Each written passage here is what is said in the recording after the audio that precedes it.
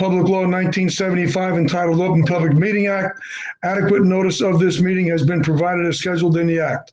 Proper notice of this open public meeting was provided in the notice of January 5th, 2021. Said notice was posted at the entrance of the Board of Education offices, mailed to the Nutley Township Clerk, sent to Tap Into Nutley, advertised in the Nutley Sun on January 6th, 2021, and posted on a district website.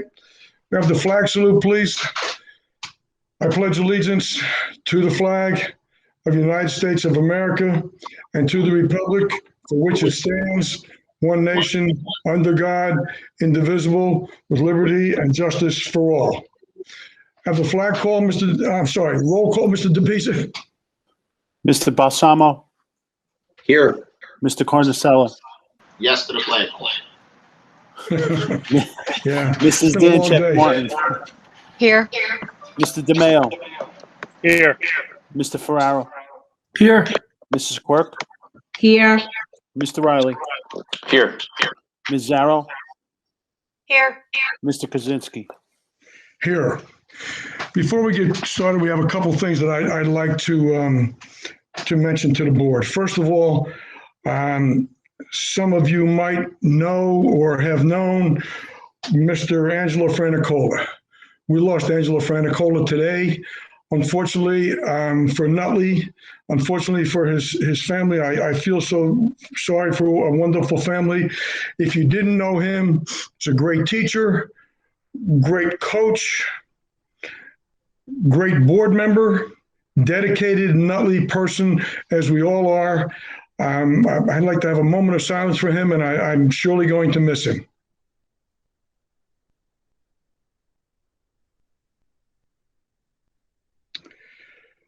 Thank you very much. I know there's some board members that might like to say something. If you do, certainly now is the time to recognize our friend, Mr. Franicola. Charlie, it's Frank. If possible, I'd like to go. And, sure, of course. Mr.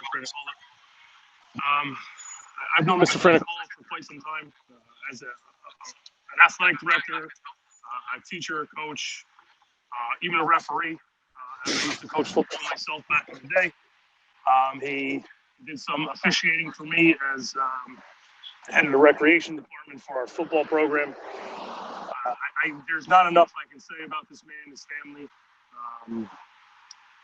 He's going to be missed. He's my guy, and he will be greatly missed by me and many others in this town. Thanks for letting me speak. No, so true, Frank. Mr. Riley. Yes, Mr. President. Angelo is a dear friend. You hit all the buttons. Great coach, as Frank said, referee, athletic director, teacher, board member, and a complete gentleman. And my thoughts and prayers go out to his family at this difficult time. Thank you. Definitely. And he was certainly a family man. I've been to some functions at his house with his beautiful wife, family, daughter, son. Going to be missed. Truly a unique person. Anyone else like to say something? Now is the time to do it. I appreciate all of your input, and I'll make sure the family knows of our sincere caring. Moving on to something a little different. We are not going to use the chat room tonight. If we do use the chat room, it'll be during the discussion, as if the citizens of Nutley don't realize that the chat room is a privilege. Chat room is a privilege put there by the Board of Education to accept questions, a little bit of feedback. It lately has become a Facebook page, and I don't like to use that term, but that's what it's become, and that upsets me. It distracts from a very, very public, important meeting, and I'm not going to tolerate that right now or ever if I don't have to, but certainly we want your input. I know you have questions. I would encourage you to raise your hand. The raise hand sign is down at the bottom of your computer. Simple thing, touch it, we'll take your questions. We are going to try to allow the questions during the hearing of citizens. If it becomes a Facebook page again, I will turn it off. Thank you or not. I need an approval of the minutes. Motion. Second. Thank you. Any correspondence tonight? No. Presentation. I think we have, is Elizabeth with us now?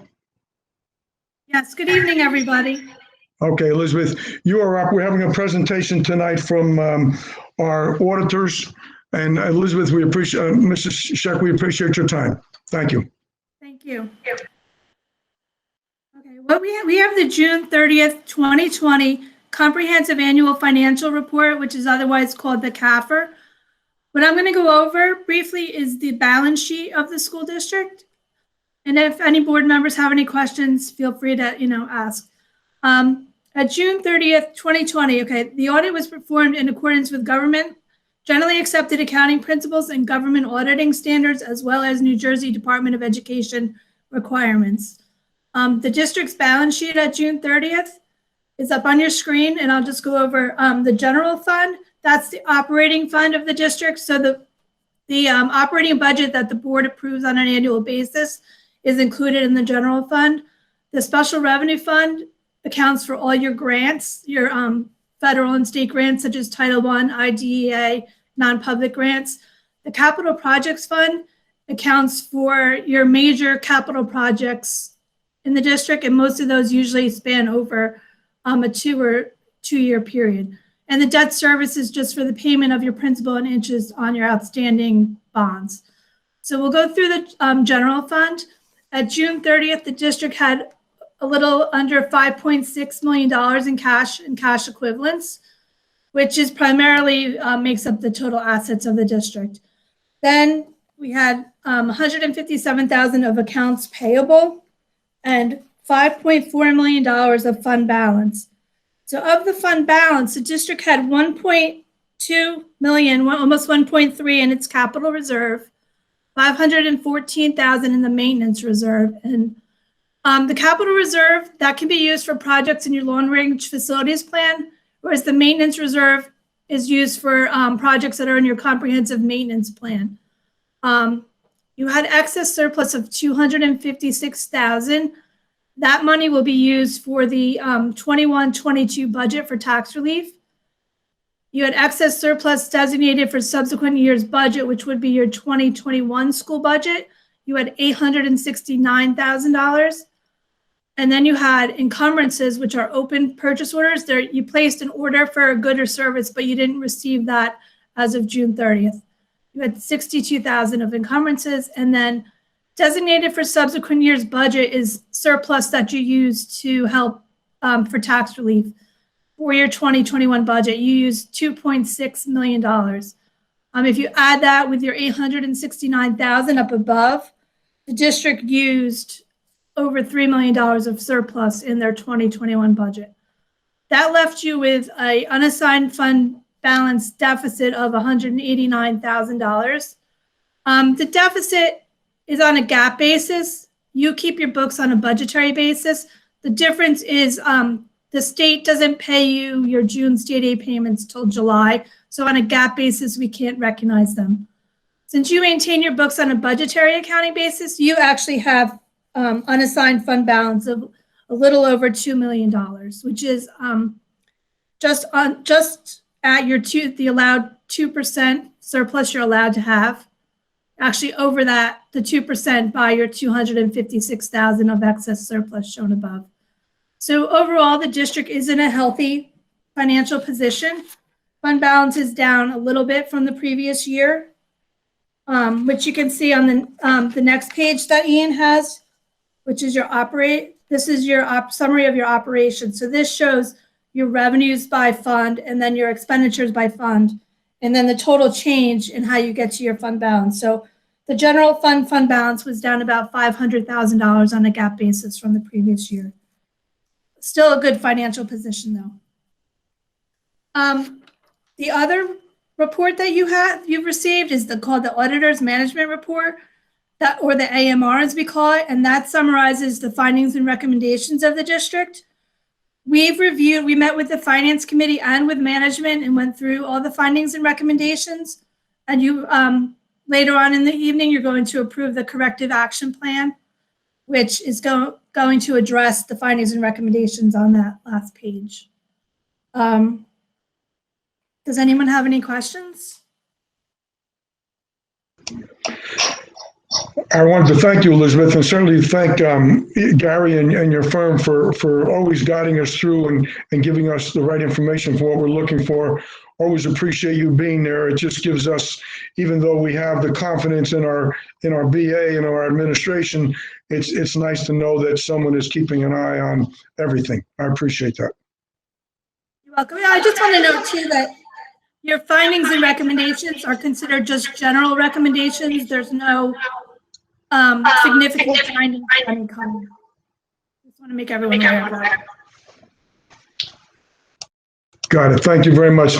And for the citizens' information, there's how often do we do this, Elizabeth? You're required to have an annual audit every year. Mm-hmm. So, and the audit is by statute due December 5th. This year it's delayed because the state didn't come out with some of the information we needed till right before Christmas. That's with COVID issues also, everything was a little bit delayed. Your audit was actually due on February 5th this year. Which yours was? That's fine. I just wanted to make sure everyone knows it's a yearly process that we take as board members and as taxpayers in the town of Nutley very seriously. And again, we appreciate your guidance. You're welcome. Any other questions? I'm sorry. If not, thank you very much. Thank you. Thank you, everyone in the district, for helping us with the audit. Thank you. Dr. Glazer, are you here?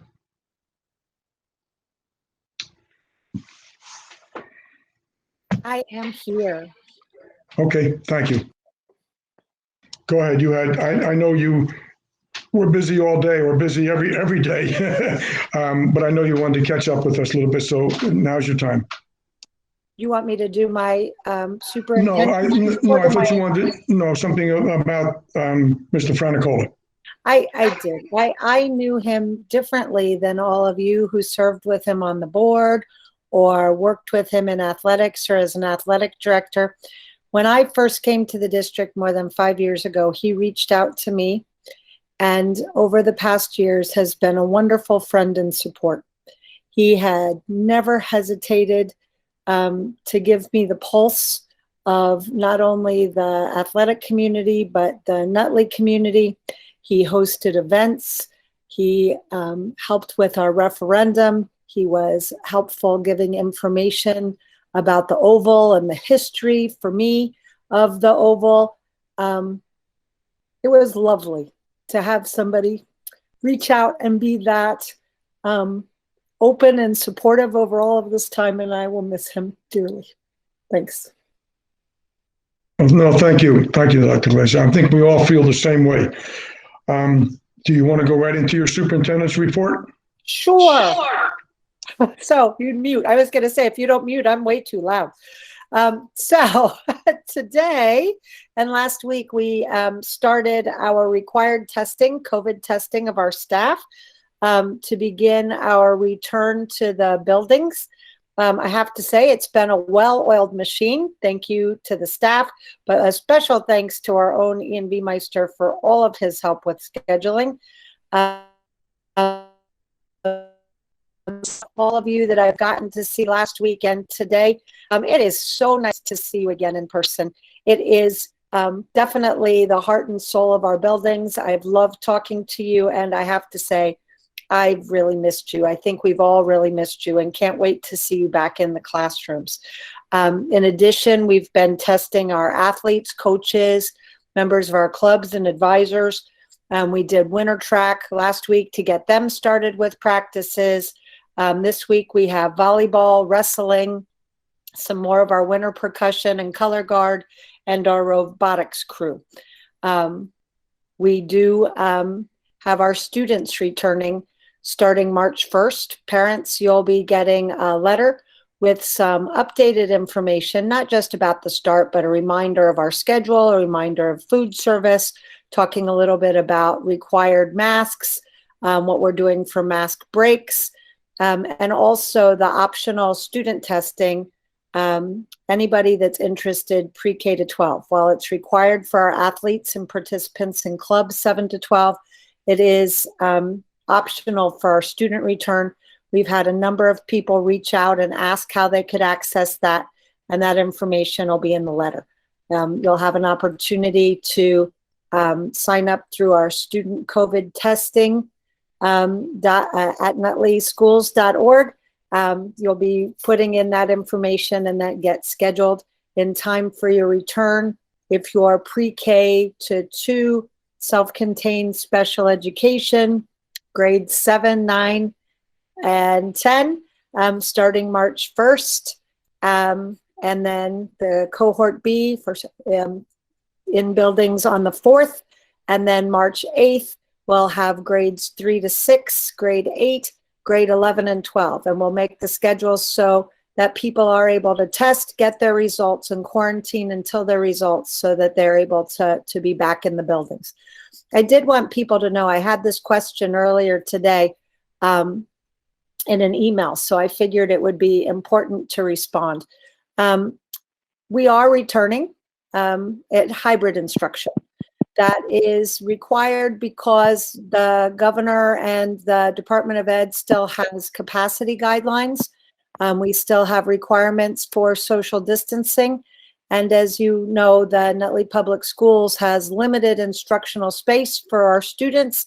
Due to that capacity, we are not able to bring everybody back full time in the same classroom, nor are we able to even start that way. But it is our intention to grow to bringing our students at every grade level in for more instructional time and building to 5 days a week as soon as the data, as soon as the instruction allows us. The question was, how many students are virtual? Is everybody returning now that we have the results of the parent survey? And in fact, the survey was not much different than it was in the fall. We have about a third of our students remaining virtual. That number's higher at some schools, at some grade levels, but we will still have people taking advantage of the mandated 100% virtual option. So not all the kids are coming back into the buildings, in answer again to the question, but we're excited, very excited for the students that we have. The other question that I had was, what are we doing to continue the work that's been going on since we've been remote with our mental health services? And I wanted to just detail a little bit because there's actually quite a bit going on. Access to counselors has been virtual, and access to supports, individual supports, has been ongoing. Obviously, when we come back to the schools, that's still available, but you'll also have access to your counselors in person. They're also going to be continuing the virtual meetups with parents and students every week. There's different topics that our students do sign up for. And we also still have our monthly support groups through Grief Speaks. That's our outside counselor who comes monthly and talks on a variety of topics. Tomorrow night is actually the next one. And she's going to focus on talking to families about the transition back to school, about their choice, whether they're remaining virtual or coming back into the buildings. That is support from 6 to 7 p.m. I'll say that also doing sessions for our staff on the same topic. Counselors are going to talk about that in the virtual meetups with students, and we'll plan to post on Schoology for anybody who can't make it live. So I'm really pleased and thankful to our school counseling department for continuing that.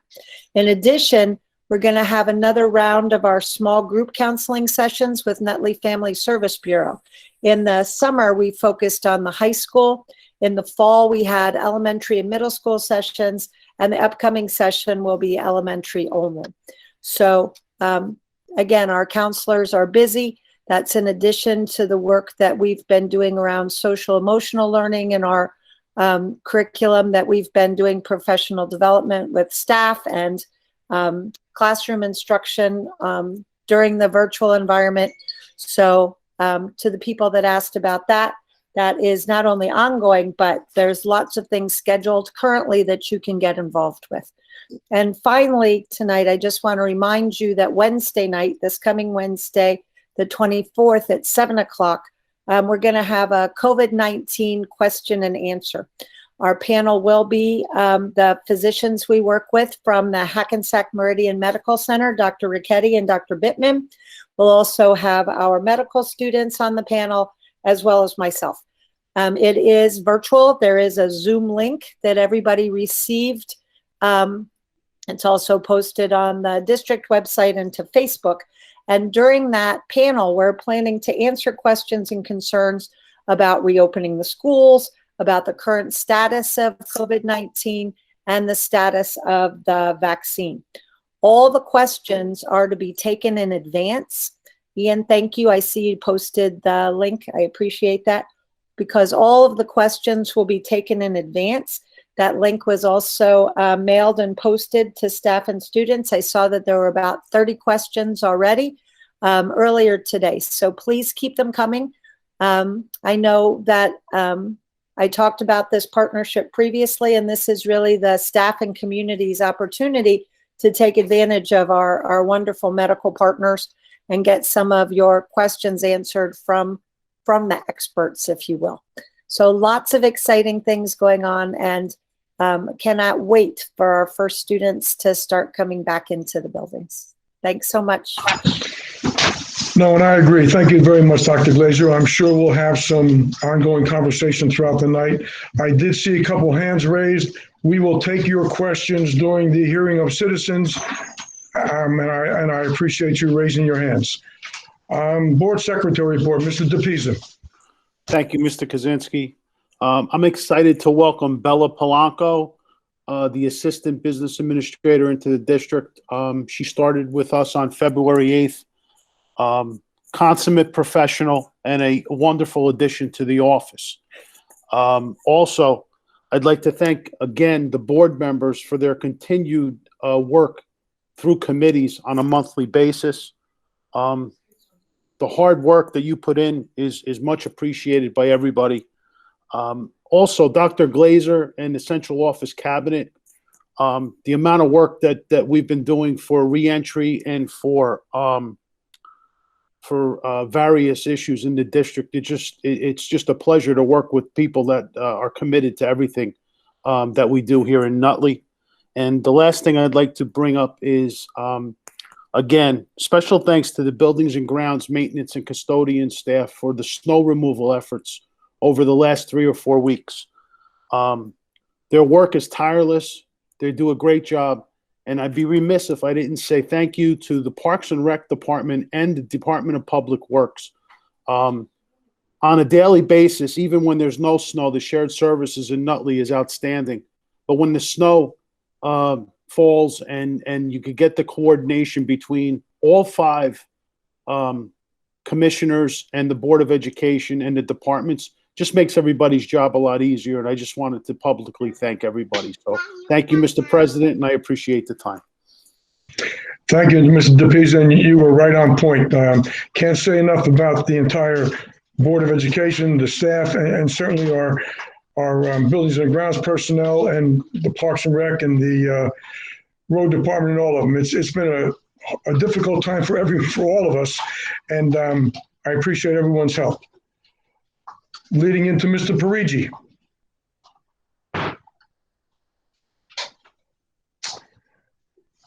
Mr. Parigi, are you here?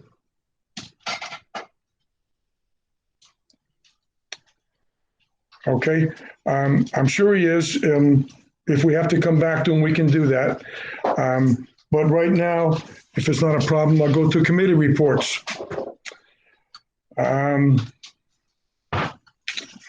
Mr. Balsamo, can you start us off with administration, please? Sure. Thank you, Mr. President. The Board Administrative Committee met virtually February 18th from 6 o'clock to 7:20.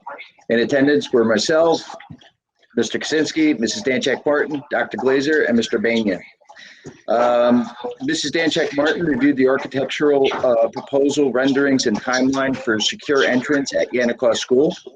Dr. Glazer detailed the budget development process. She also shared information regarding 1095 filing with the IRS. Dr. Glazer and Mr. Banya shared information regarding the CARES Act and ESSER funds. Dr. Glazer reviewed the COVID testing process for staff that began February 16th and continues through February 22nd through the 26th. We will also be testing students, coaches, and advisors participating in wrestling, volleyball, and robotics. Dr. Glazer shared that kindergarten registrations will be an online process this year. Mr. Viemeister, Mr. Ferrara, and Mrs. Boyle have worked closely with Real-Time to make this happen. Mrs. Loconsolo will still spearhead a screening process for incoming kindergartners. Dr. Glazer reviewed the update to the reopening facilities inspection report. The committee engaged in a discussion of the 2021-2022 academic and 12-month calendars, and Dr. Glazer shared legal and personnel updates. The next meeting of the administrative committee will be determined. Thank you. Thank you. Mrs. Danchak-Martin, academic, please. Yes, Mr. President, the Academic Committee met on February 17th. Ms. Benavides, District's English Language Arts Coordinator, discussed the use of culturally responsive text and ELA strategies being used in the ELA department during remote learning. Ms. Helen Doyle Marino, Director of Special Services, and Ms. April Vidiello, Supervisor of Special Services, joined the committee to provide an update. Ms. Vidiello discussed the pre-K program with regard to return to in-person learning. Ms. Doyle Marino provided an overview to the district testing process and services provided to special education students with returning to in-person learning. Mr. Banya discussed the 2021-2022 Middle School Program of Studies, highlighting a few minor changes to the program. Ms. Loconsolo shared with the committee a detailed presentation on standard-based grading.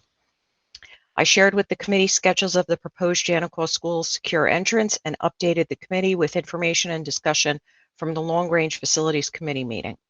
Mr. Banya updated the committee to the Academic Committee resolutions, shifts in right at school childcare, the mandated Bridge Year program at NHS, 5th grade Chromebook rollout, in-person cohort structure, handle with care notifications, DAC committee conversation and recommendations, as well as potential SAT and ACT testing opportunities for Nutley High School students. Dr. Glazer updated the committee to the future Hackensack Medical Center presentation, district COVID testing of staff and extracurricular programs, legal and financial matters, as well as the 2021-2022 academic calendar. Mr. Banya and Ms. Loconsolo reviewed the professional development requests. Our next meeting of the Academic Committee will be Monday, March 15th. Thank you, Mr. President. Thank you very much. Mr. Ferrara, can you take finance, please? Thank you, Mr. President. The Finance Committee met on February 16th. It was a virtual meeting. Gary Vinci and Lisa Schick from Lynch, Vinci, and Higgins presented the 2019 to 2020 audit.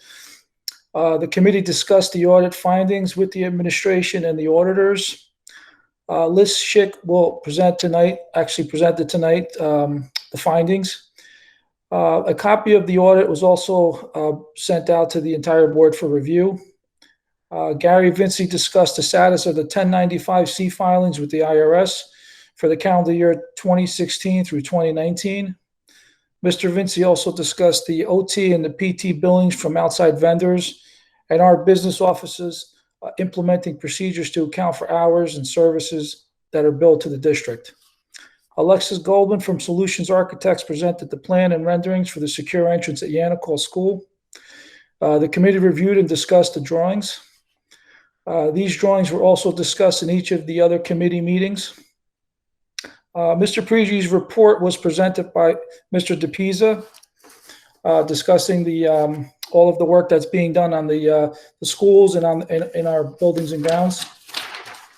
Mr. DePisa reviewed the quotes that we received from United Ford, Wolfington Bus Company, Northeast Janitorial, Spruce Industries, and J. Valenti Plumbing, all of which are on tonight's agenda, finance resolutions. Mr. DePisa presented the invoice from Norfolk Southern Railroad for the property that's adjacent to Washington School, and we had a brief discussion on that on an ongoing basis. The committee also discussed the health benefit claims for the first 6 months of our self-insurance program. The committee requested that a comparison of the traditional benefits, of what the cost would have been under the traditional benefits versus the self-insurance. Mr. DePisa is in the process of getting this information and will present it to the board. And the committee also reviewed tonight's finance resolutions. Our next meeting is yet to be determined. Thank you, Mr. Farrar. Mrs. Quirk, we get an update on the policy committee, please. Yes, Mr. President.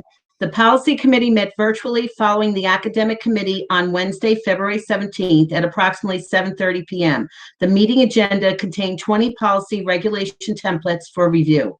The committee discussed several policies focused on school finances and with the recommendations of Mr. DePisa, moved many to first reading. The committee discussed several policies focused on school safety drills with feedback from Mr. Natty Ferrara, Mrs. Boyle, and tabled pending attorney discussion. The committee discussed policies, regulations regarding personnel, student records, as well as bylaws regarding virtual meetings, and moved several to first reading. Dr. Glazer updated the committee to restart and reopening procedures, and the committee reviewed the policy. The committee moved 12 policy regulations to first reading at the February board meeting, tabled 8 policy regulations until the next meeting for clarifying information. The committee would like to thank Mr. DePisa, Mr. Ferrara, Mrs. Boyle, and Ms. Greco for their recommendations and feedback prior to the meeting. The next meeting of the policy committee will be Monday, March 15th. Thank you, Mr. President. No, thank you.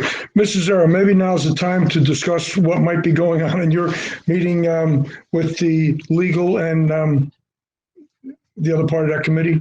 Legislative. Yep. Legislative committee, yeah, thank you. So we're having our first meeting this Thursday. Just a little background, it's a new committee. It will comprise of Dr. Glazer, Mr. DePisa, myself, Mr. Balsamo, Mr. Kaczynski, our attorney, Scott Eveland, and we'll be having our first meeting Thursday to discuss exactly what's going to come out of this meeting, what we're going to take out of certain committees and put into this, but we're all very excited and hopefully it will be productive. Thank you.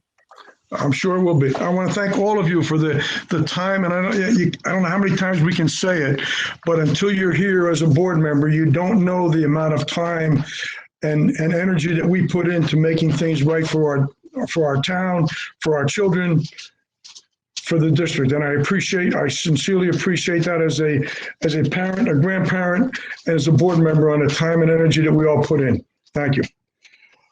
At this time, we'll be hearing of citizens, and since we're going to be back to our normal routine pretty soon, hopefully our next meeting will be, if not hybrid virtual or hybrid real, we should get back into following our normal procedures. So at this time, we now come to the portion of our meeting where we'll allow members of the public to address the board. In this section, we will allow questions or comments on resolution items only.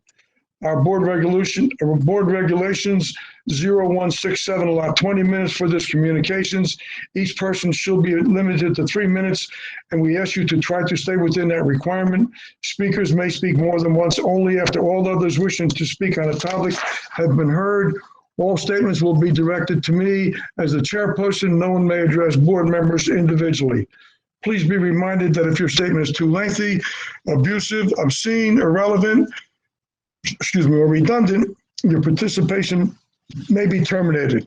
Please remember to state your name and address each and every time you address the board. Does anyone have any questions or statements at this time? There's currently only one hand raised, Karen Homyak.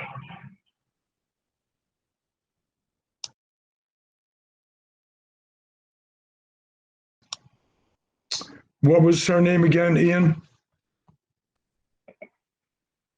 Yes, there's currently one hand raised, Karen Combias. You can unmute and ask your question.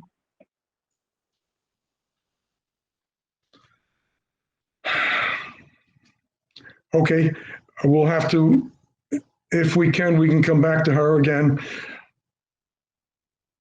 Mr. DeVisa, Just to let everybody know, Mr. Parigi is still dealing with a situation at Spring Garden School. That's why he's not on the call. So I just wanted to make everybody aware of that.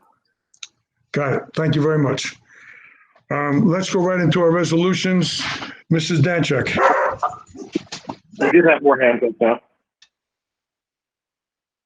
I'm sorry, say it again. We do have more hands up now. Ethan Ika? Yeah, hi guys, from 390 Bloomfield. I just wanted to ask for the fall, are there any plans for a full-time comeback for the kids? Mr. Rico, and I don't mean to cut you off. That is a discussion I'd rather have at the end of our, this is for resolution items only. So if there's something on the agenda that you want to talk about, but we'll answer that question. It just will be later on if you don't mind. All right. Thank you. Any other questions on resolution items only? Catherine Johnstone?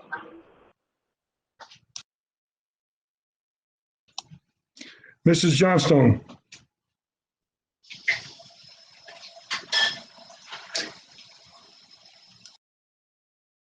And I'm going to move on. We'll circle back to them if we have to, okay? Hello? Okay. Okay. Academic, Mrs. Danchek Martin, please. Yes, Mr. President, I'd like to move academic resolutions 1 through 3 as written. Second.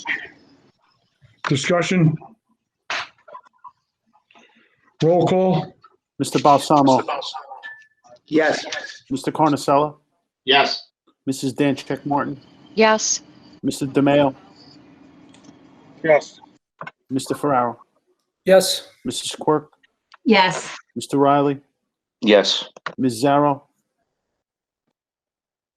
Sorry, yes. Mr. Kaczynski. Yes. Mr. Balsamo, administration, please.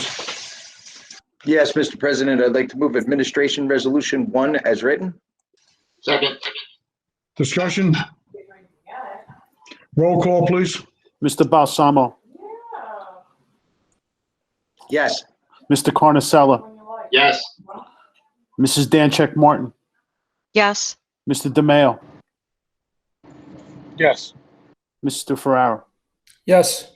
Mrs. Quirk, Yes. Mr. Riley, Yes. Ms. Zarrow, Yes. Mr. Kaczynski. Yes. Mr. Farrar, will you take finance, please? Yes, Mr. President, move finance resolutions 1 through 14 as written. Second. Discussion? Roll call? Mr. Balsamo, Yes. Mr. Carnasella, Yes. Mrs. Danchek Martin, Yes. Mr. DeMayo, Yes. Mr. Ferraro, Yes. Mrs. Quirk, Yes. Mr. Riley, No on number 8, yes on the balance. Ms. Zarrow, Yes. Yes. Mr. Kaczynski. Yes. Mrs. Zarrow, will you take personnel, please? Only if you call me Ms. Zarrow, but yes, I take Yeah, personnel. absolutely right. Ms. Zarrow, will you take personnel resolution, please? Sorry, I have to let you know. No, you're right. I take personnel resolution when it's Second. Discussion? Roll call? Mr. Balsamo, Yes. Mr. Carnasella, Yes. Mrs. Danchek Martin, Yes. Mr. DeMayo, Yes. Mr. Ferraro, Yes. Mrs. Quirk, Yes. Mr. Riley, Yes. Ms. Zarrow, Yes. Mr. Kaczynski. Yes. Mrs. Quirk, will you take policy resolutions, please? Yes, Mr. President. I move policy resolutions 1 and 2 as written. Second. Second. Discussion? Roll call? Mr. Balsamo, Yes. Mr. Carnasella, Yes. Mrs. Danchek Martin, Yes. Mr. DeMayo, Yes. Mr. Ferraro, Yes. Mrs. Quirk, Yes. Mr. Riley, Yes. Ms. Zarrow, Yes. Mr. Kaczynski. Yes, thank you very much. In this section, we allow questions or comments on all school-related matters. Our regulations allow 30 minutes for these communications. Again, each person should be limited to 3 minutes, and we ask you to try to stay within this requirement. Speakers may speak more than once only after all others wishing to speak on a topic have been heard. As I stated earlier, all statements will be directed to me as the chairperson. No one may address board members individually. Please be reminded that if your statement is too lengthy, abusive, obscene, irrelevant, or redundant, your participation may be terminated. Please remember to state your name and address each and every time you address the board. Does anyone have any questions at this time? Mr. Echo, we will take you first. Yes, Mr. Kaczynski. Again, for the fall, I just wanted to know if there's a definite comeback for school for this fall. Thank you. Okay, we all have the same concern. Dr. Glazer. Sorry. I thought you were going to answer it. Well, I certainly could, but you're more knowledgeable about that situation than I am. Well, honestly, it's all of our conversation, Mr. Echo. And as I said during my report, we're already talking about how we can increase instructional time, number of days of the week in this school year. I think we're all cautiously optimistic that we will see the transmission rate and the case rate continue to go down, and that will allow us to come back as close to normal as possible. We don't have any additional guidance from the Department of Education, whether the state of New Jersey or the national, federal. So we're kind of in the same boat as you are. We all hope for it. We're working towards it. We're already beginning to work towards it, and that would be our goal. All right. Thank you. You okay, Mr. Echo? No, I'm disappointed. No, I know, and probably we all are too, okay? But right now, that's the best we can do. We're striving to be there, moving our children back into the hybrid that we're going back into March the 1st. First is a step in the right direction, and I'm looking for full classrooms and full back to school by September, but it all depends on our surroundings. All right. I appreciate the answer. Thank you. Mrs. Johnstone, you were there before. Are you still with us? Okay, Ian, who's next on the raised hands? Okay, Karen Hammond, your hand is still raised. If you'd like to speak, just unmute.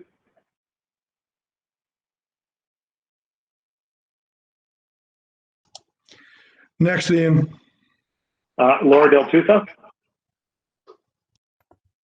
Hi, good evening. I actually have two questions. So as a follow-up to Mr. Echo's question, I'm a bit skeptical with the answer that was given regarding the return in September because Dr. Glazer, you had mentioned one of the reasons why we can't expand to more days right now is because of the limited space as well as the social distancing guidelines. But the space issue is not going to resolve itself. It is what it is.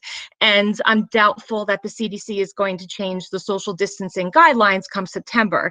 So my question to the board is, it's been a year, and I don't find that really to be an acceptable answer that the space is a limitation. So what is being done? And I'd like to hear about some of the things that you're talking about and things you're trying to do to bring the children back longer this year, specifically. Okay, Dr. Glaze, you want me to start or do you want to start the conversation? It doesn't matter. And honestly, I think Kent and Janine are part of this conversation. I wish all of our leadership team was on the call to be part of the conversation, our principals and coordinators. You know, I think the first thing is finding how we can be in the buildings more time, you know, starting with maybe 3 days a week and going to 5 days a week at elementary and doing the same all the way pre-K to 12. Coming up with a model of, again, additional instructional time, more days a week. And honestly, Mrs. Del Tufo, following what's happening at Johns Hopkins University, if you're following what's happening with Dr. Fauci, we do expect to be wearing masks perhaps into 2020, and we do expect to perhaps still have social distancing. I don't think it's going to look quite the way it does right now. They're not talking about maintaining 6 feet. They are not talking about some of the things that we've been seeing over the last year. And I'm hopeful. And again, and I would love for all of the people that have been part of these conversations, that all of the creative and innovative ideas that are being bounced around to get us in happen. We look at other districts, we look at other states, other countries, and frankly, our plan to come back has been well thought out. It's been well visioned. Our plan to grow the time is equally well thought out and visioned. So and that's what I'd like to hear. All right, Mrs. Del Tufo, let the superintendent finish. We have plenty of time. Let her finish. We'll go back to your question again, okay? Sure. All I was going to say is, so when we say that we don't have the information or the guidance for September, we are expecting specific guidance, both statewide guidance and federal guidance. And we have to follow those mandates. So that was just the end of what I was going to say about September. Okay, Sure. Ms. Del Tufo. I do have some questions about why we can't move forward this school year.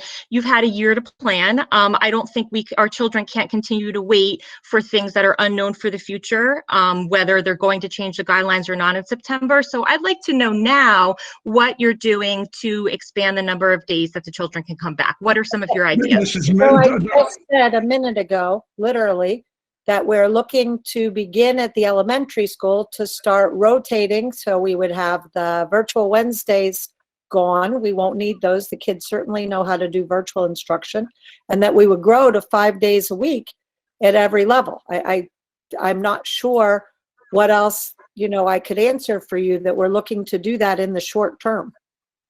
Okay. Mrs. Del Tufo, I'm sure you realize, because you've been here for a while, I'm sure you realize, first of all, our space is limited. Not an excuse, our space is limited. We are looking to go back to 5-day as soon as we can. We're starting with our hybrid March the 1st.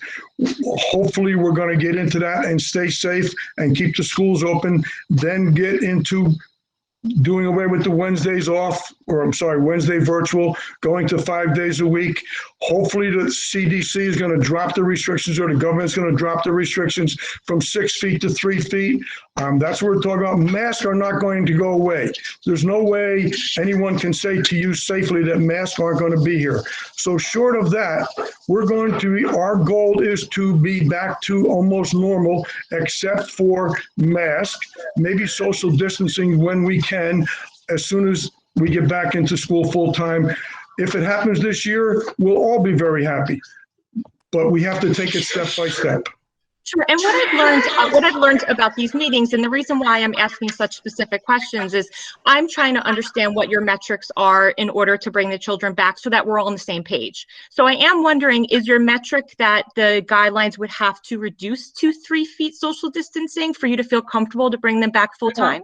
No, that's not what we said. We're still working. We're already working on that. I do want to make one clarifying comment, and I'm sorry, Mr. Kaczynski. The hybrid is something that is also not going away, just to be clear. I said that in my president's report.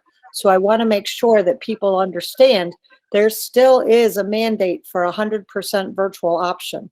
And we still do have a third and more at some schools and grade levels of students who are choosing that virtual option. So while we are coming back for in-person instruction, in our cohort model, we do have students who are remaining virtual. So we will have that remote option as long as it is a mandate. You're right, Dr. Glazer, and I'm glad you clarified that. Mrs. Del Tufo, if you don't mind, I just would like to take some more questions, and I'll certainly come back to you if you don't mind. Sure. Thank you very much. Thank you. Ian, are there any more questions in the chat room? Or any more hands raised? Patrick Summers, you got to unmute. Yes, hi, good evening. Just a quick question. I just wanted to know if there was any update on the new street light that's supposed to be installed between the high school and the middle school on Franklin Avenue. Okay, Mr. Summers, I must apologize to you. I don't know that that discussion was taking place. Okay, all right. If you'd like me, if you'd like me to look into it, I can certainly look into it for you, but I don't know that that was a discussion. Dr. Glazer, Dave DePisa, am I missing something? Mr. President, can I jump in? There you go. Sure, certainly, Mr. Ferrara. If this is in regards to the street light that is at the corner, is going to be at Franklin and Church Street, that's a County of Essex project. The town has been throughout the years going back and forth with the county. I know they have obtained some funding at their level to install that light. I don't know exactly where that is yet as far as design and actual, if they have it ready out to bid, but they did receive some type of funding or a grant for that intersection along with other intersections throughout the county. But I could certainly follow up with the county just to get some more a status of where they are with regard to the design and the actual bidding of that, and if there's a timetable for when they anticipate installing that light. But that's not a township project, that's a County of Essex project. Okay, got it. All right, thank you. Thank you, Mr. Ferrara. Mr. Summers, if you want, if you give your email to Kent Banya, we can have Mr. Ferrara communicate with you if that's all right. That's fine. Thank you. Thank you. All right, Ian. Yes, the Farrows. Go on mute. Hi, yes, this is Shannon Farrow, 13 Lloyd Street. So my question has been for a while. I'm curious, what percentage of parents chose virtual as opposed to hybrid? And now I'm asking that because I know there's a space issue and we keep saying space, but if, let's say, 50% chose hybrid and then the other 50% chose in person, I'm just wondering why we couldn't have more days of in-person instruction, even if it was 5 half days. So that's my question. So that is Thank you. That is what we're growing to, Mrs. Farrow. And as I've said, we have still about a third of the families district-wide virtual, and in some schools and some grade levels, considerably more. We have some grade levels, especially at the high school level, where there is more virtual. And I know that it makes sense when you're listening to that to think, well, if those kids are at home, why can't we take up the classroom space? And there is an equity issue. If, when I'm saying some schools have 40% virtual and some schools have 28% virtual at the same grade level, what do you do, with those kids? So our plan is to look at it very holistically and to be able to grow to those days like you're talking about, and to be able to develop a model. I don't know. Again, we've had so many conversations. I want to make sure that all of the people that are part of that, and I know we have, leaders, principals, coordinators, teachers, all on this call. Kent and Janine are both on this call. So if you want to add something, please do. I would just say, Doc, right now, the way we're positioned, we can allow students to transition back and forth if they so choose. If they want to grow to be in person, we have that flexibility. So the way the cohorts are built allows all students the opportunity to come in person, and we have planned for that. And I do agree, as conditions change, the district will look into everything possible to change with the changing conditions.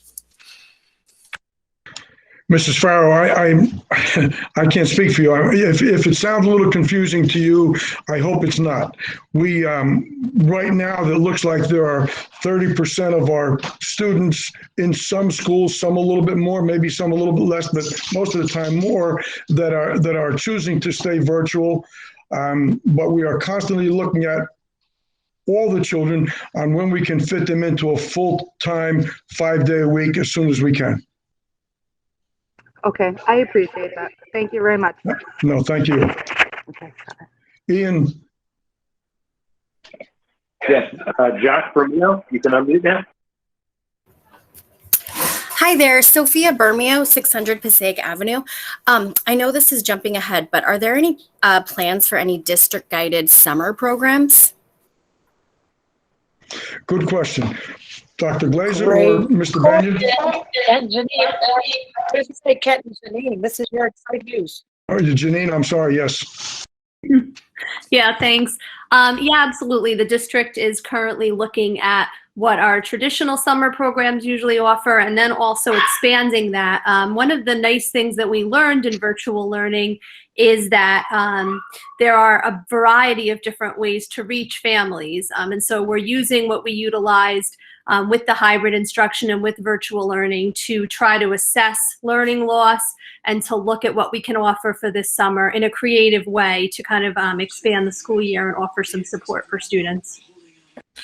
I would just add to that that we're also expanding that to more secondary options for the students and assessing tools right now to be used during those summer programs so we could plan to meet students where they are and to help progress them along for the fall. Okay, thank you. Mrs. Bimo, does that help you out? Yes, thank you much. Ian? Yes, Tracy Timchak.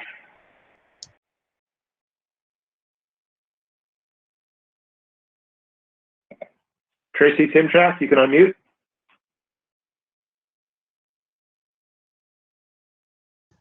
Okay, Ian, we'll come back. Jennifer Messina.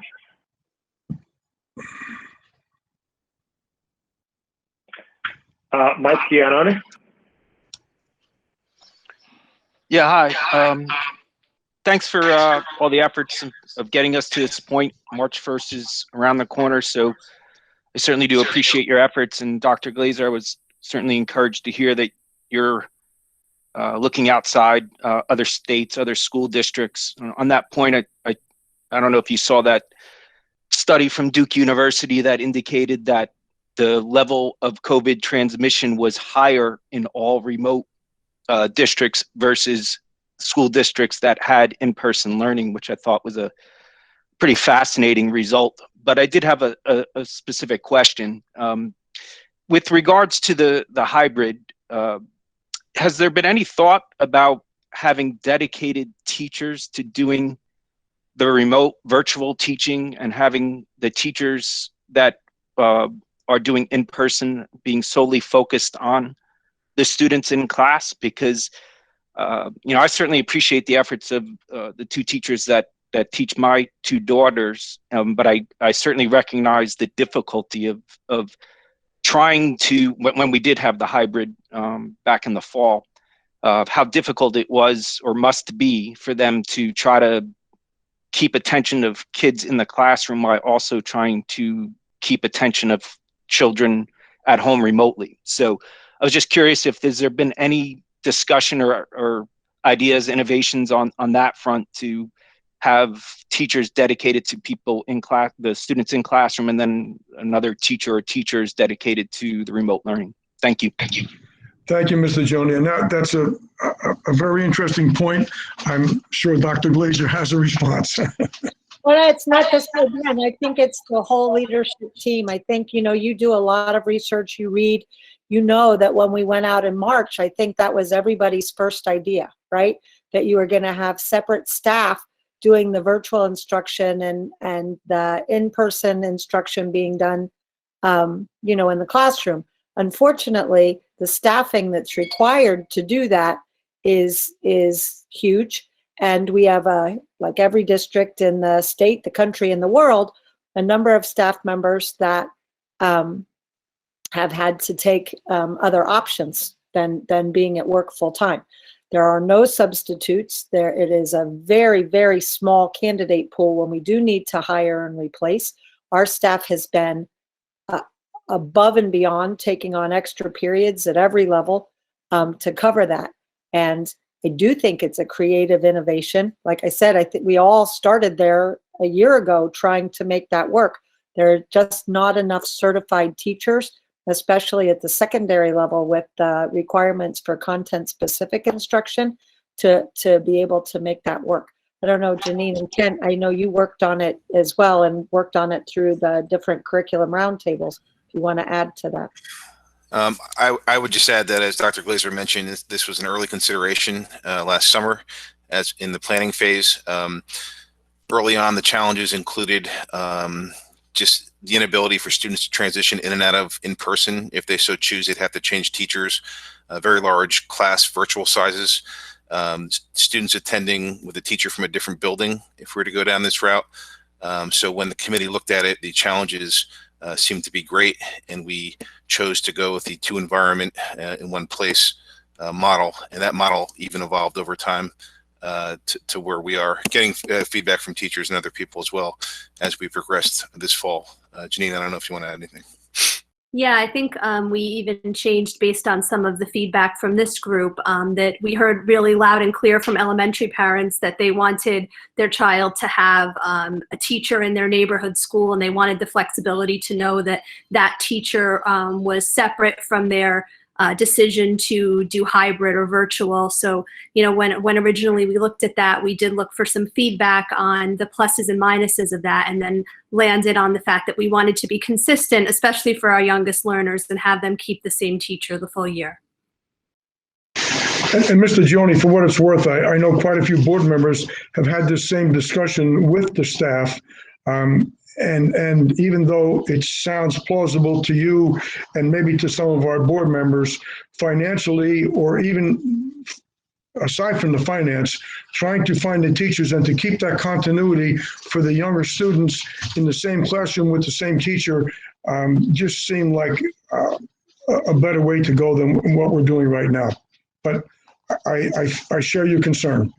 Yeah, no, I appreciate it. I'm glad that that was thought through, and to be honest with you, it was more of a consideration about how difficult it is for the teachers to try to do that. So I certainly appreciate their efforts, and I'm glad that that was an idea that you guys have thought through thoroughly. So, and just to echo one more thing, if I might add, Ms. Del Tufo, the more transparent the board can be in terms of what the guidelines are, in terms of what we're working towards to get to 5 days a week, the more, the better that is, I guess, for the community as a whole, so we know what we're working towards. And it's more frustrating as a parent to sit there and say, well, we got to wait for guidelines and stuff, and some of which, you know, CDC guidelines are just that, they're guidelines. We don't have to follow those, and I think where we can and we should need to make the best decisions for us locally versus, you know, whatever they may be deciding in Washington, D.C. or elsewhere, or for Trenton for that matter. Thank you. You're right, and I agree with you. And like we said before, most of the board members have children in the district, grandchildren in the district. We all have relatives in the district somewhere, so we have the same concerns that you'd have. And this board tries to be is as transparent as any board I've ever worked with. So, but I appreciate your input, and we'll try to keep it that way moving forward. Thank you. Ian, not a problem. Ian, is there anyone else? Yes, Jennifer Messina. Hi, I hit the right button this time. Jennifer Messina, 26 Evergreen Avenue. I had a question about the strategies after school program that was supposed to happen last year for the middle school. Do you know if that's going to happen this year? Because daughter is in desperate need for the math, because now she's sporting a D, where last year, and she was going to take it last year, she was getting B's in math. So it's something that, you know, the kids need this. So I need to know if this is going to be there or if I need to hire her a tutor. Okay, thank you. Again, good concern. Mr. Vanya. Mrs. Messina, currently we have a program operating in the evenings through Mr. Sullivan and Ms. Egan. And I know there are several teachers, including math teachers. It's called the Flex program. It is a program designed to support students in the virtual learning. We also have a tutoring program we set up from the high school, from Honor Society students from the high school, working with students from the middle school for right now. We're looking at the strategies program and the best time to deliver it. You know, understanding that if there's an in-person opportunity, that might be better to deliver it rather than more virtual. We're assessing that. We are definitely going to have a remediation program at some point. We're also looking at tools such as IXL to help support students in that program. I would ask that if you want to be considered for something like Flex, which I believe would help your son or daughter tremendously, you reach out to myself or Mr. Sullivan to help direct you into that program right now. All right, thank you. No, thank you. I did see, Ian, before you go on, I did see Mrs. Timchak was having trouble with her microphone. Did she type in her concerns? We'll take them that way if we could. Yes, there's a text question from Chrissy Timchak in the chat. Okay, I'll be honest with you, it's a little bit difficult for me to go into, but I will try. Tracy Timchak, again, my mic does not work. My question is, can we please have full days, every class, every day, 4 classes in the morning, and everyone goes to lunch at the same time, then the rest of the class in the afternoon? In school for 4 classes, then home for the rest. Mrs. Timchak, I think we all want to get to that point, but school is never going to be the same as you might have been used to, but I'll let Dr. Glazer elaborate on that question. Well, and again, I think that we've said this, we're working towards a model of being back in school. I'm not sure the 4 classes in the morning and everybody goes to lunch. I'm wondering if that's more of a secondary model, a 7 to 12 model that Mrs. Timchak might be writing about. That's probably what she's talking about, yes. I think so too. So I don't know, Kent, I know you've spent an awful lot of time working on that schedule. Yeah, so I can speak to that. Currently, right now, we're entering hybrid for the first time in the secondary environment. So we are definitely looking forward to students coming in on Monday. We're looking forward to running 4 classes. As mentioned with the elementary conversation, we are looking, as conditions change, to modify with those conditions to do the best thing for our students. So right now we're doing 4 classes and then lunch. Lunch poses an issue. As you know, the mixing of students, cohorts, things of that nature at the secondary level. But we're always assessing, and we'll consider, things as we move forward in this process. We're not there yet, Mrs. Timchak, but I hopefully we will be there soon. If you have another question, you can type it in. Meantime, I'm going to go on to Megan O'Grady. Mr. Banja, she wants to know, is that same service that you talked about for remedial help available for elementary students? I can speak to it, but Mrs. Loconsolo may want to. I'm sorry, Ms. Loconsolo, you're right. Sure. Yeah, go ahead. It's a little bit different for elementary. We do have a strategies program in place. It doesn't run on the same schedule as middle school, but we do have our level literacy intervention and our strategies teachers meeting with students in small groups virtually at this time still. We're also looking at being flexible with offering extra support possibly in the evenings as well on the elementary level. So what I would say is a good point of contact would be your child's principal to talk through the requirements for strategies and to talk through if your child would be eligible for those services. Thank you. I hope that helps, Mrs. O'Grady. Ian. Yes, Melissa Churchill. Hello, I'm Melissa Churchill, 131 Brookfield Avenue. I wanted to just ask a question about the staffing shortages. Dr. Glazer, I heard you last meeting talking about how you're looking into that, just because it's happening, throughout all the school districts. It's hard to find teachers. I wanted to know if there was any progress in your problem solving for that.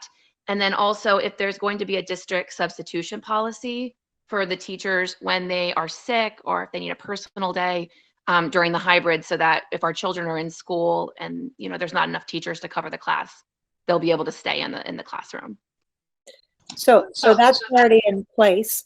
And I will let Mr. Banja and Mrs. Loconsolo talk about what we're doing with coverage with extra periods or special teachers, or how if a teacher is able to be virtual, we'll have a monitor in the room to allow that instruction to continue. But as far as the teaching goes, the actual recruiting of teachers, our hope for outcome is through the budget process to be able to identify the needs, to be able to identify where we're having retirements or resignations for other reasons, to try and get our positions posted early to be able to go to recruit at the different colleges. A lot of those universities have missed out on opportunities for their students to do clinical experiences, to do internships, and we believe that we can capitalize on that, getting some of the newly certified staff and getting them opportunities for our openings and trying to get out ahead of time.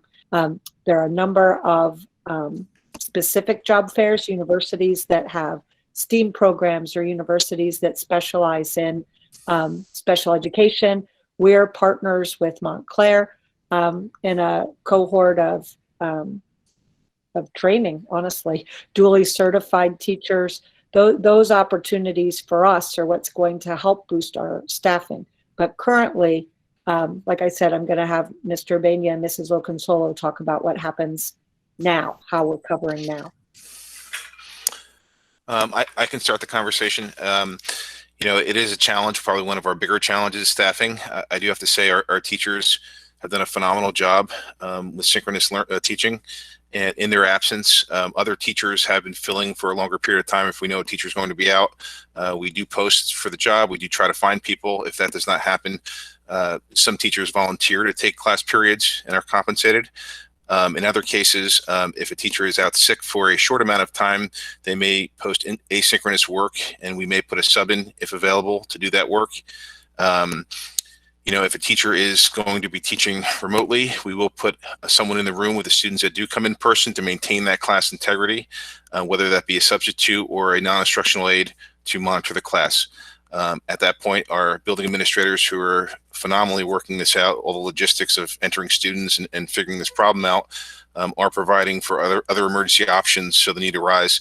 So much so that administrators will even enter classes to teach classes if needed or cover classes. And they have done a wonderful job in doing that, I have to say. Thank you, Mr. Banyan. Did Janine, you have something to say? I'm sorry. No, he covered it. Thank you. Miss Churchill, did that help you out? Yeah, I mean, it helps a little. I just think with an elementary point of view, sorry, I can hear my echo. There you go. There's been a few times, well, actually, I would say at least once a week since schools opened in January, either my children's classroom teacher or their learning, they're in the pull-out program for special education, has not been in the classroom or has not been available virtually, and we've been doing assignments. Basically, they post work, and it's on the parents to get the work completed, and my children have special needs, so it's very difficult to, as a mom, to have to do that work when there's no substitute. And I also understand that sometimes the teachers need to take a day off, or they're sick themselves. So I was just kind of wondering too, from a virtual point of view, if that's the policy as well. If a teacher needs a sick day or a personal day, is it possible to put a teacher into that classroom, or is it just the policy that they're going to have work assigned that they have to do at home? Mrs. Loconsolo.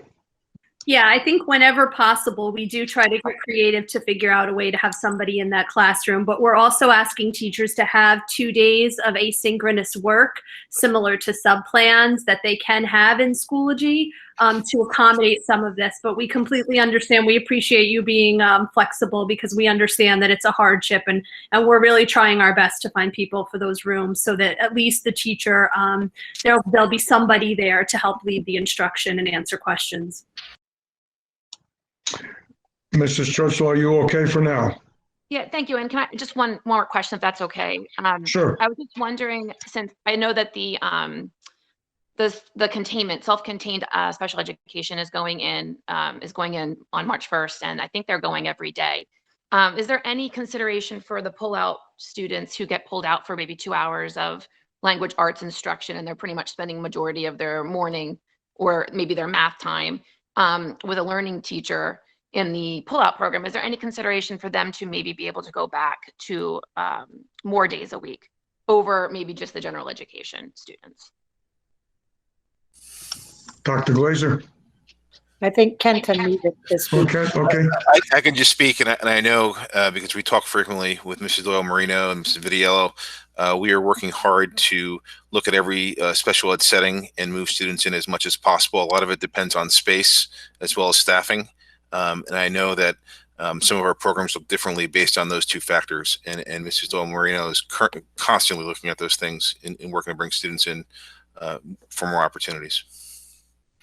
I would encourage you, if you have specific questions about your son or daughter, to reach out to us. We'd be more than happy to talk to you about specifics offline. I was just going to say that, Ms. Churchill, if you find time, if you reach out for Mr. Banya, I'm sure he could help you, and maybe you could help each other. Okay, so is it more appropriate for me to reach out to Mr. Banya or Ms. LaConsola, or is it better for me to just go directly to the head of the Director of Special Education? I honestly would start with your building principal and then work up the chain a little bit to see if they have the information you're looking for. But we are more than happy to step in and talk with you, get feedback from you, and work. So principal first, then you can contact Janine or myself in our office. Okay, thank you very much. Appreciate that. Thank you. Ian. Kelly Zeke.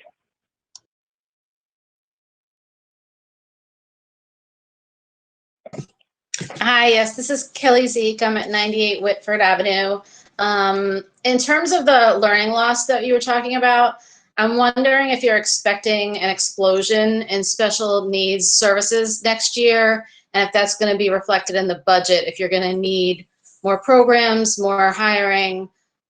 Is that being talked about at all?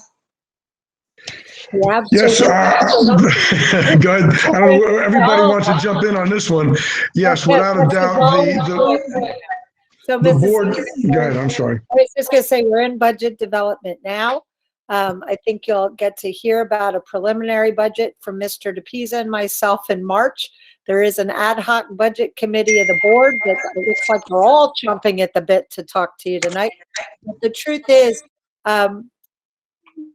we're looking when we budget to the things that Mr. Banya was talking about. How can we put in support programs?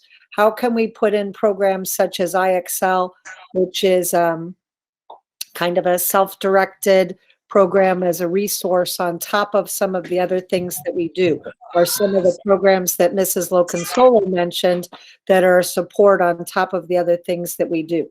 And yes, all of those things do need to fit into the budget. So big part of a conversation now.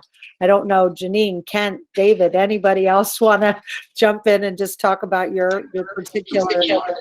No, I'm sure we can all talk, and Mr. DePisa is working on the budget along with all of us, but the board members also are playing an active role in being sure that our budget is going to allot for what we think might happen as far as special needs children, as far as additional children, whatever might be going on in the district, we are planning now for at least a year and a half ahead of time.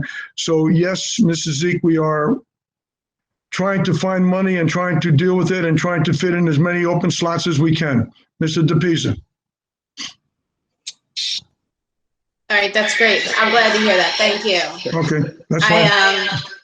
My one thought is that, I appreciate all these Excel programs for my general ed student. I have multiple children in the system. But, sometimes the virtual learning is the barrier. So I'm worried about next year about also staffing and that as well. Thank you. I see a question from the Farrows again. Are there any counseling services offered for elementary students? Who should I reach out to? Mrs. LaConsola.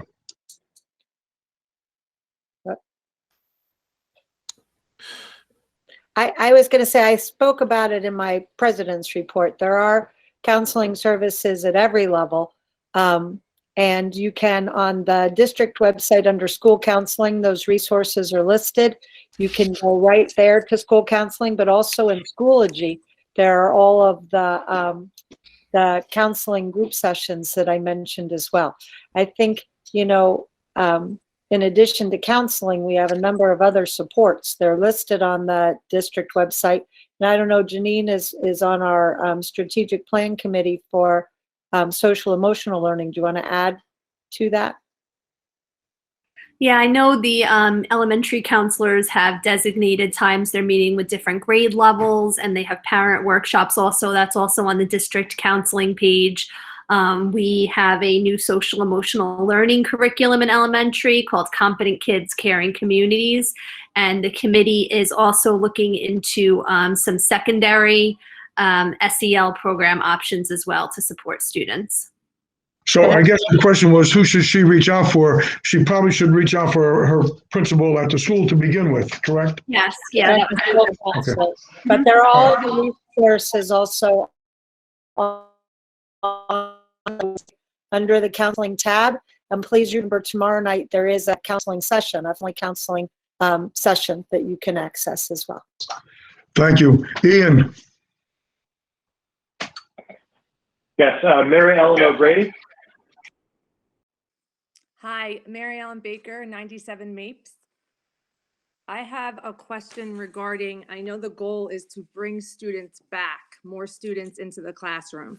In order to do that, have you ordered plexiglass? Is there plexiglass in the classroom so we can have more children and they don't have to be 6 feet apart? Dr. Glazer? So we have, and I don't know if Mr. Parigi's still over at Spring Garden, because he's actually the better person to answer this.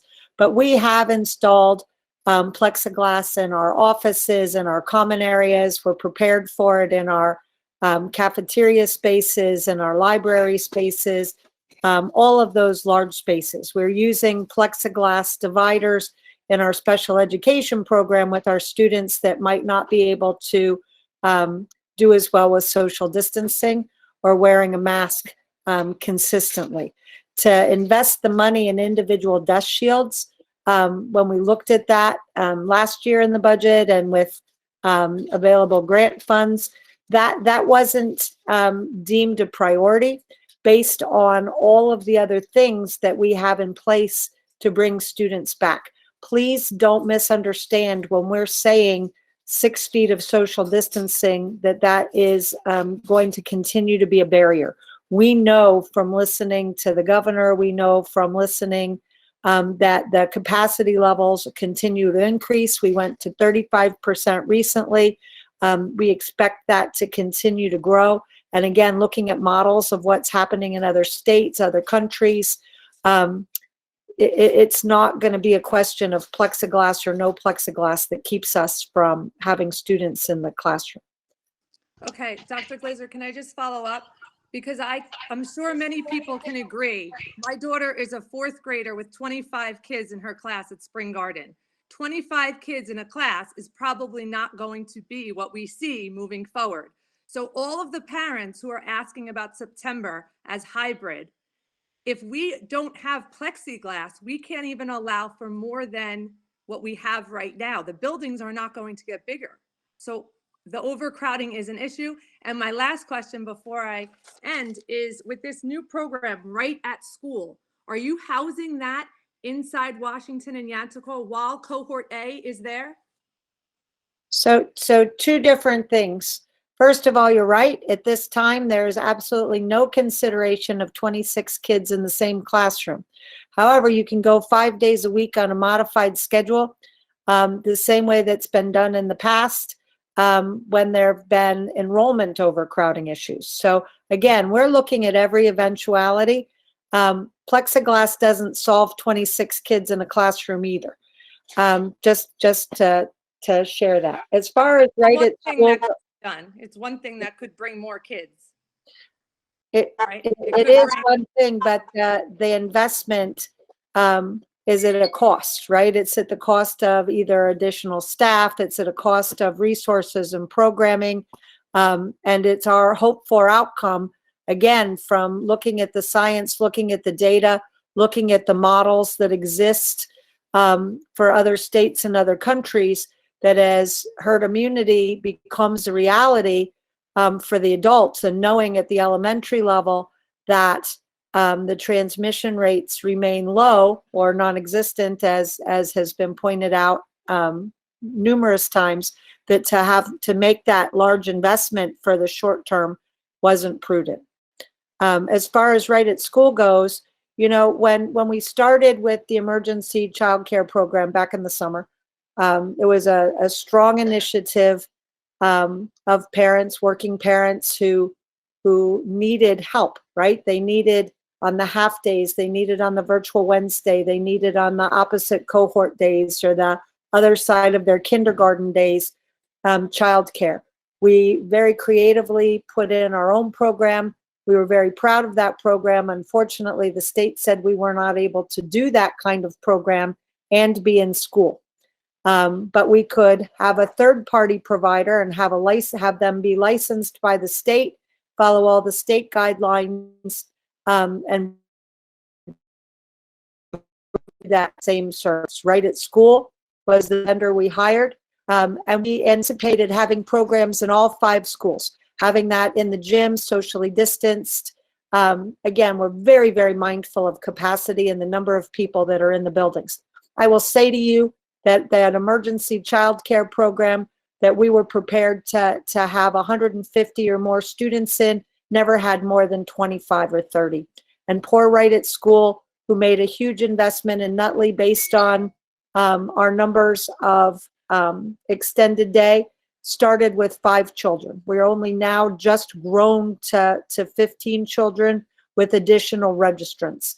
And the reason that we moved out of Spring Garden School is because most of the students are at Yanakaw and Washington. They are housed in one specific part of the building. They're not using classroom space. And again, we're very mindful of the capacity. I know that Mr. Bania has worked really closely with making this change. So if there's something I missed that you want to add, please jump in. No, I think you covered it all. I did speak to some parents today about that concern. So, Mrs. O'Grady, thank you. Ian. Joe Capria. Yes, hi, good evening. Joe Caprio, 145 Hillside Avenue. How's everybody tonight? I guess my question would be a follow-up to what Dr. Glacier just said with regards to the Right at School program. Are you saying that this is going to be coming to an end or being changed in any way once hybrid does start? Because you said that you can't operate the program while you also have kids in school. Is that what you said? No, not at all. That was our emergency childcare program that we started in August and ran before we were told we couldn't do it on our own as a school district. We had to use a licensed third-party provider, and that's where we went out for vendors and hired and contracted with Right at School. Okay. No, Mr. Caprio, we are continuing with that program. Right now, I think we said we have 15 to 20 children in that program. Okay, I understand. I mean, my concern is that, it is a costly program. It's costing people of Nutley, who have a child in there upwards of $1,000 a month. And I guess my question would just be, why couldn't teachers that are already being paid through the tax budget rotate in and out of monitoring these children while they're doing their online courses? Because I've witnessed the online courses. Teachers aren't tied up all day with the children, so there is downtime. I do know teachers who tell me that they kind of weave their personal life into their workday. So I know that there's flexibility there. So my question is, why are the taxpayers of Nutley, why do we have to pay an additional $1,000 a month? Thank you. Well, I'm not going to belabor the point with you. I don't think there's any downtime for a teacher in Nutley between virtual teaching and in-classroom teaching, but I appreciate your input. We have a question from Mama Coco. Assuming that all or most of the children will be behind, she's assuming when the students come back, they're going to be behind in their learning assessment. She wants to be sure that the parents, I'm paraphrasing it, wants to be sure that if the child is having an issue, that the parents or grandparents, maybe in some cases, are notified of the student's problems. Ms. Loconsolo, we'll start with you. Is that okay? Sure. Yeah, absolutely. So right now we're in the process of looking at a variety of assessment tools, including iExcel, which is actually an adapted tool that would help us identify specific learning standards that students may have a weakness in, so we can provide really targeted support. So we definitely have a current battery of assessments in district as well that we'll be utilizing, like our reading levels and like common assessments. But we are definitely anticipating that we're going to have more students who need that remediation, and we're working it into the budget and working through creative ideas of how we can offer those services. And absolutely, whenever anyone, any student qualifies for strategies or what we traditionally call basic skills, parents are notified beforehand to give consent for their child to participate. So that would continue as well. And I'm sure if we go back to what someone had talked about, transparency with the board, the transparency with our principals and teachers has always been there, and it's probably even going to be stronger now because of people dealing with virtual learning and now going back to the real classroom. So I appreciate the answer. Ian, anything else? Yes, Anthony Tremarco. Hi, good evening. This is Diane Tremarco. I'm at a 76 Manhattan Court. I just want to say thank you for giving us the time and answering our questions. And on a positive note, I do commend the teachers. My daughter's in kindergarten, and we have Mrs. Lennon, and she has been phenomenal. When I tell you that I'm lucky enough to be a stay-at-home mom because I really didn't have an option but to stay with my daughter. And I have to say, they've been wonderful. I can't praise them anymore. Anything they need, we try to help as much as I can. But the question I do have is, when we do plan on going back to school, even on a hybrid level, what happens when a child is positive in the class? Do the kids have to quarantine for 14 days? Do we have to go on like a virtual, schedule just to be safe? Do they have to get tested if there's a child positive in the class? I'm just curious about that because I don't really know. I know, Easter's coming. I know some people don't celebrate it, but I know that there are families that do get together, St. Patty's Day. I'm just curious of how does that go about? Would we have to have our kids quarantined? Or is it something where, we play it by ear? And I appreciate your input. I thank you for the remarks. All of us are concerned about going back to school. We've talked about that before. And I think we've said it many times in the past. The schools are safe. The schools are very safe, and they're going to continue to stay safe. The parents, the grandparents, the guardians need to realize that it's going to be up to them now when we go back to school to maintain that safe, secure spot at home. For us to put a safe school together and have our children go into a safe school and keep our teachers safe, and then to have parents going away for Easter or having Easter break or whatever they're going to do and forgetting about keeping their mask on and a 6-foot distance, then you're putting the pressure back on us who might have to close a school or close a classroom. So I would encourage parents to be safe. I know Dr. Glazer can't wait to say something. Dr. Glazer. No, you're 100% right, Charlie. I just wanted to say that there are specific guidelines that were given as far as when there is a positive in a classroom or more than one positive in the same school. There is specific guidance from the Department of Education. It is in our reopening and reentry plan, and I'll make sure that I add that to the guidance and parent letter. Oops, something just popped up on my screen in front of me. And I make sure that I add that guidance. It was changed in January, and it does, as Mr. Kaczynski said, take into consideration the lower transmission rates, but we do need to still make sure everybody is wearing their mask at all times, snugly over their nose and mouth, and honestly following the capacity guidelines when they're outside of school. Thank you, Mrs. Tremarco. I'm sure you will be getting the answer soon, but if you want to go offline and talk to one of us, we can be more specific, but Dr. Glazer will fit in that answer to the letter that goes out to the parents. And so you know, the reopening and reentry plan is still posted on the district website. It's been there since August. Everybody received it at the beginning of the school year. We have updated it with some of the changes, you know, the temperature being 100, not 100.3, with being out with the temperature for 48 hours instead of 72 hours, some of those kinds of things. And I'll make sure we try and communicate that to families through our response team so everybody's on the same page. Thank you. Ian. Laura Del Tufo.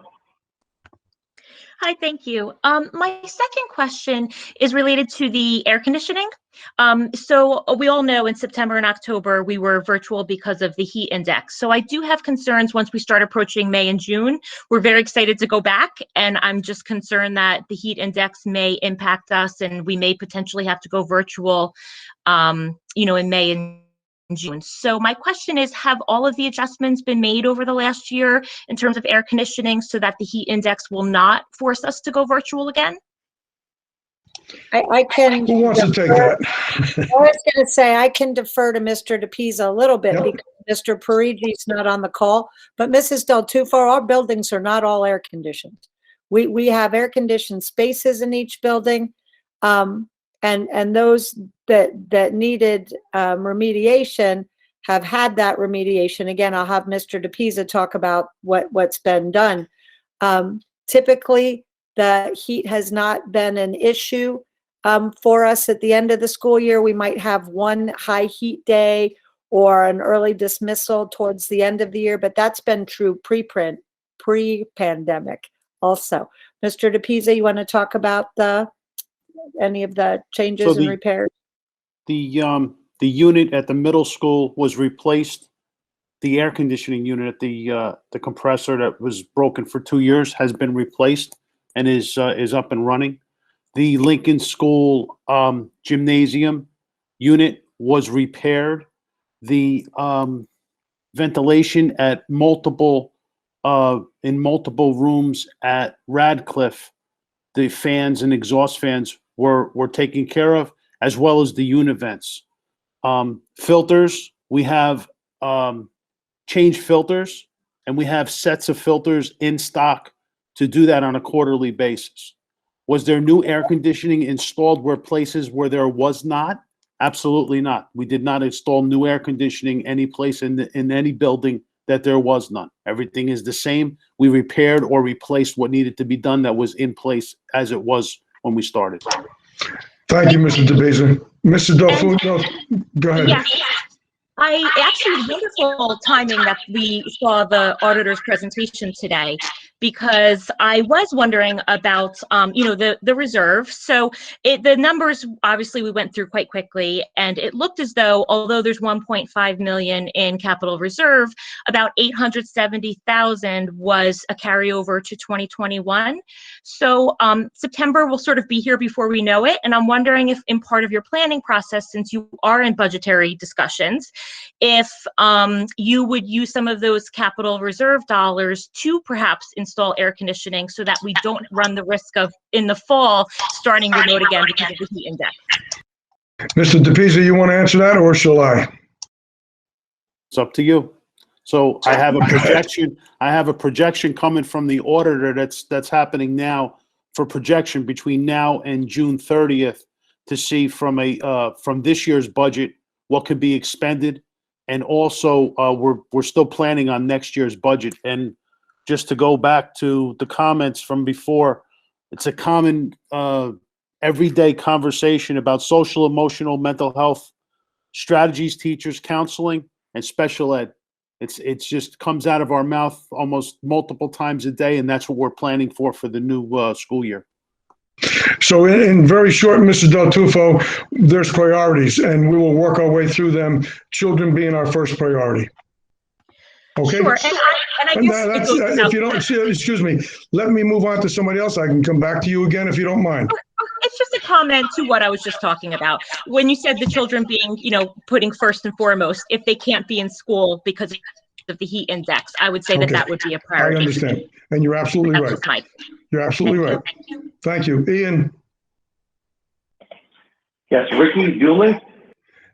Ian, we're kind of running tight on our clock. How many more do we have to go, or do we? At the moment, there are 2 people with their hands raised. Okay, we'll take 2 more people. Mr. or Mrs. Dooley? Good evening. Thank you. My question has to do, picking up where Mrs. Del Tufo left off with regard to the heat index. So it's a 2-part question. And number 1 being, what would the temperature be that would require that the kids couldn't be in the classroom? Number 1. And number 2, why do we have to go fully virtual at a certain time, like we did in September through October, versus having the hybrid implemented and then calling like a virtual day on the days when the heat index is such that it wouldn't be conducive to having the kids in hybrid? Why couldn't it be kind of a snow day sort of thing where instead of a snow day, they go virtual that day instead of coming in for hybrid? This way the kids do get time in the classroom, because our kids are suffering. We need to get them back into school. And we agree, and all we're saying is we're looking at every option that's out there. So that will certainly be part of the conversation, Dr. Glazer. All I was going to say is please remember that we did not open not open in September and October because of the heat. If you look at the waiver that the district received to be remote in the fall, there were several issues listed, including special education issues. There were 3 things that we couldn't meet on that checklist. And I don't want anybody to conflate that we didn't open specifically because of temperature. And again, I've been in the district 5 years, it'll be 6 years soon. And I think we've had 3 days where we were unable to have students on the 3rd floor classrooms. And I agree with you, Miss Dooley. I do think that it will be a virtual day. I do think that would be a pivot that we can do, and we can do that in this school year. We have not received guidance at this point if we'll be able to continue to do that when we return in the next school year. I also just want to make sure that people are clear.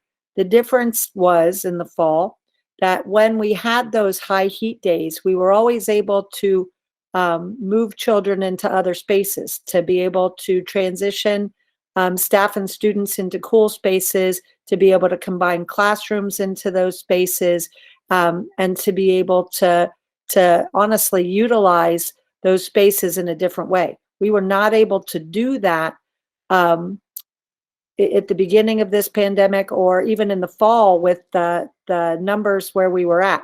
The social distancing precluded that. And I do think that, again, we've learned a lot since March. The state and the country have learned a lot since March. I do think it looks differently. Thank you, Ms. Dooley. We will certainly be looking at every option that is out there, and I appreciate your input. Ian. Angela Kay. Yes, this is her husband, David Kay, 706 Bloomfield Avenue.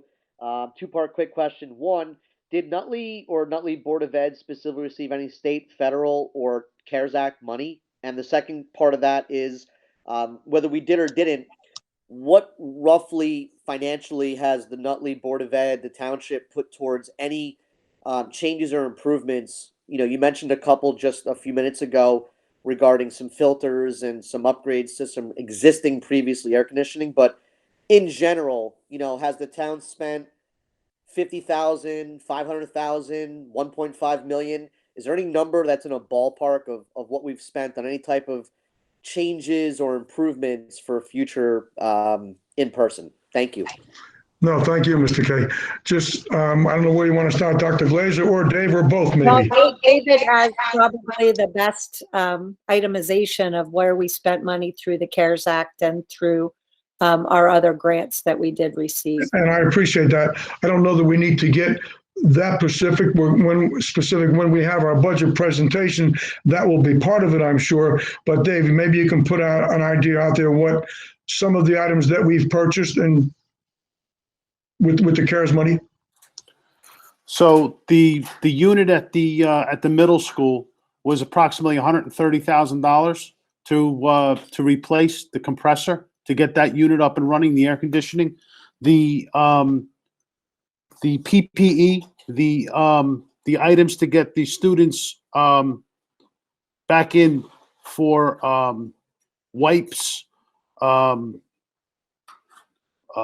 various cleaning, et cetera. We got $172,000 in Corona relief money, and we got $204,000 in CARES Act. And I believe we got notified last week from the state. We don't have an amount yet. The federal government is looking to give us additional funds over the next 24 months. We don't have the figures yet.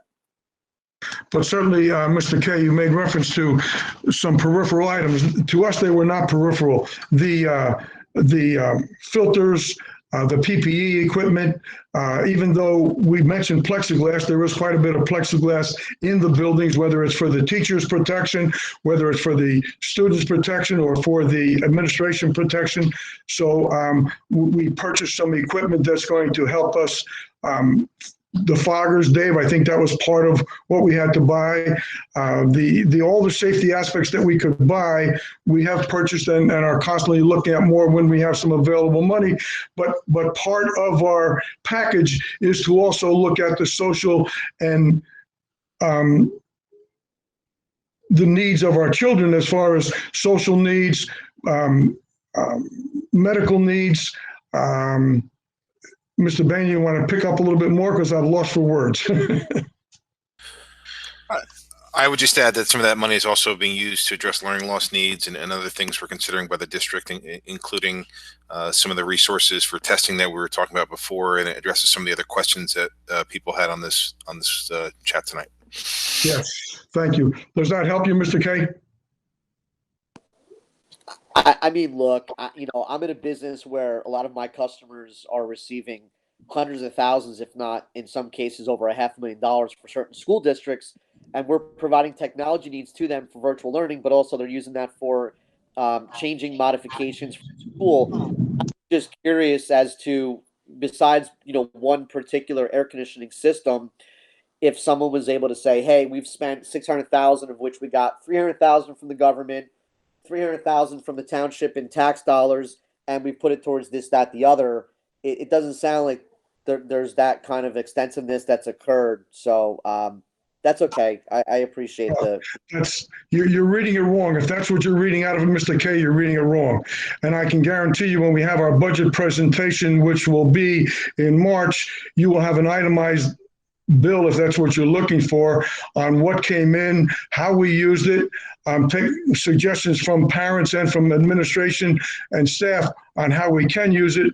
But we could go on all night on what we have been able to purchase to make our district safer. But I sure will get a better presentation come the budget presentation in March, if you don't mind waiting until then. Thank you. Thank you. Ian, I'm going to take one more question and then we're going to move on, if that's okay with everyone. No one currently has their hand raised. Thank you, Ian. I will take old business. Please raise your hand. Laura Del Tufo? I think it's Mrs. Del Tufo. I think your question is out there, and we are addressing the social, emotional issues that are budgeting. It's a budget process we're looking at. We are concerned about hiring more people that can help our students, guide them along. So if that answers your question, I hope it does. If no, not, that actually wasn't, that's not my question. Okay, well, it's there. I just read your question. Oh, that was actually a comment. But my question is, my son loves the live instruction in the afternoon for the specials, like really excitedly looks forward to it for the week that it's live. And so I'm wondering why we can't have live specials in the afternoon every week, and why it has to alternate to asynchronous one week and then live in the other. There you go, Janine. Okay. Mrs. Loconsolo. The short answer I see you. Sorry. The short answer is really that we wanted to keep a consistent block of synchronous classroom teacher time. And so to do that, we had to put like 90% of our specials. There's a couple sections at, I think, one school that may have specials in the morning, but we had to keep all of our specials in the afternoon to allow for that block in the morning. And so because the afternoon is as long as it is and it's not a full day, those specials teachers are actually often double booked. So if I'm a phys ed teacher, I may have Mr. Banya's class live one week and Dr. Glazer's class pre-recorded in that same half-hour block. So that I hope that is the easiest way that I can try to say it. They're sometimes seeing two classes at once, so they're rotating in that same period between a live class one week and then a live class the next week, because that other class in that period is pre-recorded. That does answer it. Thank you. If there was any creativity of ways that you could find a way to have live, perhaps, maybe mornings sometimes and afternoons other times, he truly enjoys it. It's really something, it's fun. It becomes a fun part of your day. So I just wanted to give that feedback. And I appreciate that. Thank you, Ms. Del Tufo. Okay, at this time, is there any old business to come before the board? Any new business to come before the board? Whereas the Board of Education will be discussing matters exempt from public discussion pursuant to NJSA 10-4-12. Now therefore be resolved that the Board of Education recess to close executive session at this time to discuss legal matters. Be it further resolved that the results of this discussion will be made public by inclusion on the agenda of a subsequent meeting of the Board of Education, or when the reason for discussing such matters in closed session no longer exists. Take a motion. Motion. I guess. Thank you. Second. Thank you. We're in closed session. Dave sent us the link. I'll see you over there. Thank you, everyone.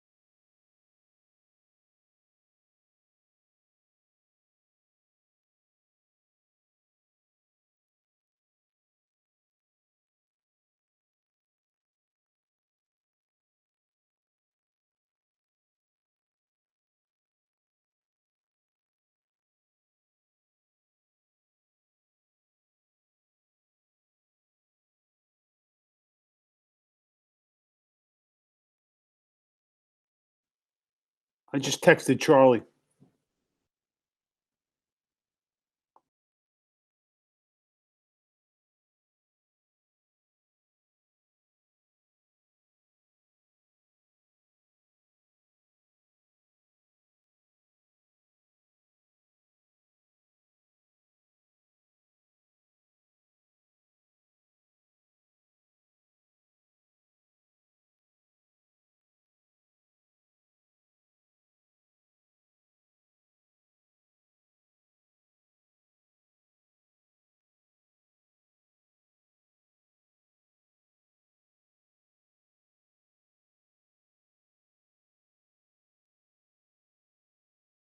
Everybody go.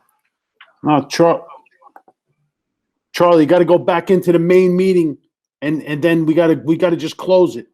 So go back in the regular meeting.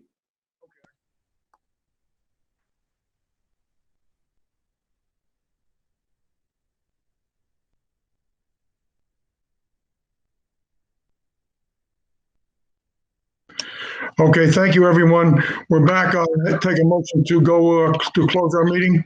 Motion to adjourn. Second. Thank you, Mr. Riley. Thank you, Mr. Balsamo. Now I can say good night. Thank you. Good night. Good night. Good night.